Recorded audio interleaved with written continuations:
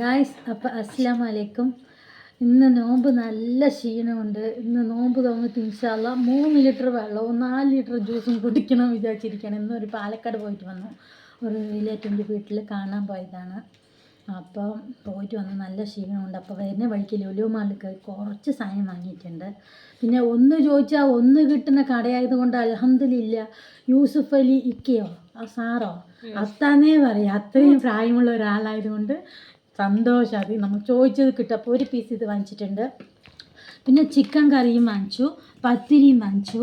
അപ്പോൾ എൻ്റെ ചെറുതിന് കുറച്ച് ഫ്രൈഡ് റൈസ് വേണം പറഞ്ഞു, അപ്പോൾ അതും വാങ്ങിച്ചു.